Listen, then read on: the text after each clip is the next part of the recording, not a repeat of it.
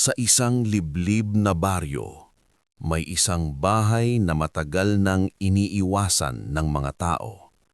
Hindi dahil luma ito, hindi dahil abandonado, kundi dahil may nakatira roon na sinasabing hindi tao.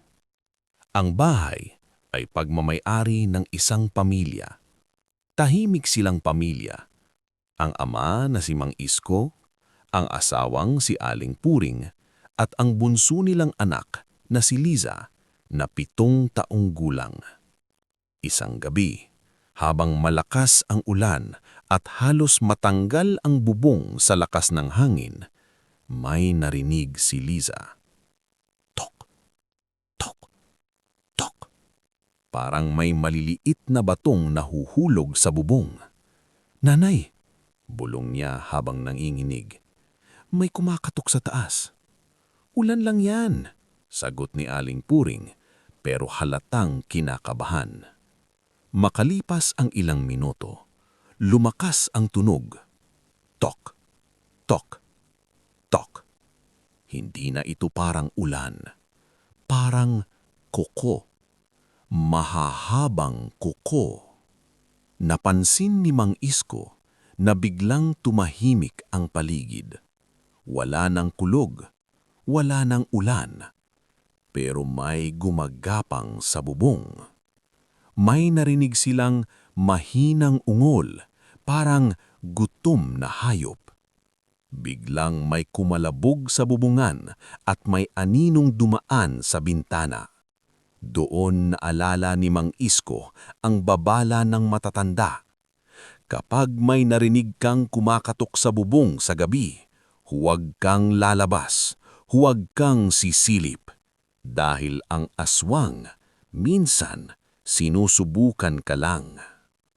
Kinagabihan, nagising si Liza dahil may malamig na hangin sa kanyang pisngi. Dahan-dahan niyang imulat ang mata. May nakadungaw sa kisame. Hindi ito tao. Baliktad ang katawan. Nakadikit ang mga paa sa bubong. Mahaba ang dila. At ang mga mata, direkto sa kanya nakatingin. Hindi siya makasigaw. Unti-unting bumukas ang bibig ng nilalang.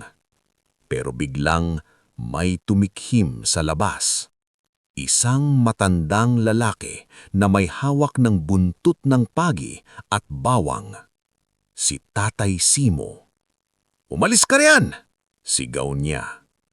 May sumigaw na parang baboy na kinakatay at may narinig silang mabilis na paglipad palayo.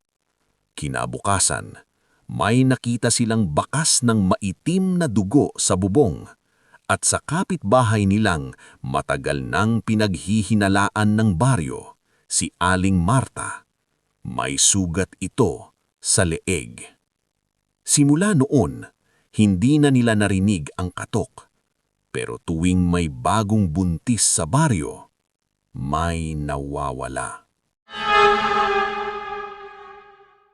Sa isang bayan, kilalang lugar ng mga aswang, may bagong guro na dumating. Siya si Teacher Eliza. Maganda siya, maputi, mahinhin, laging nakaitim kahit tirik ang araw. Sa unang linggo, napansin ng mga bata na hindi siya kumakain sa kantin, hindi siya umiinom ng tubig, at tuwing uwian, nauuna siyang umalis bago lumubog ang araw. Isang gabi, nagkasakit ang estudyante niyang si Carlo. Mataas ang lagnat, naninilaw ang balat, parang inuubos ang dugo. Ayon sa lola ni Carlo, may narinig daw itong parang sisiw sa bubong kagabi. Isang matinis na tik, tik. Sabi ng matatanda, kapag malakas ang tik-tik, malayo ang aswang. Kapag mahina, malapit na ito. Isang hapon, Sinundan ng 2 binatilyo si Teacher Eliza pauwi. Pumasok ito sa lumang bahay sa dulo ng baryo. Wala iyong kuryente, pero may liwanag sa loob. Sumilip sila sa bintana at ang nakita nila ang hindi nilang malilimutan. Nakatayo si Teacher Eliza sa gitna ng silid. Hawak ang isang garapon. May lamang maitim na likido. Unti-unti niyang ininom iyon. Habang umiinom, nagbabago ang kanyang mukha. Humahaba ang ngipin, lumalalim ang mata, namumuti ang balat. Biglang tumingin siya sa direksyon nila. Ngumiti. Kinabukasan, isa sa 2 binatilyo ang natagpuang walang buhay sa gilid ng palayan. Walang sugat, pero tuyo ang katawan. Ang isa naman nabaliw, paulit-ulit na sinasabi, "Guro, hindi siya tao." Makalipas ang 1 linggo, nawala si Teacher Eliza. Walang bakas. Pero hanggang ngayon, may mga batang nagsasabing may bagong gurong darating sa susunod na pasukan. Maganda, mahinhin, at laging nakaitim. Si Lara ay lumaki sa probinsya na walang alam tungkol sa kanyang tunay na pagkatao. Inampon siya ni Lola Berta noong sanggol pa lang.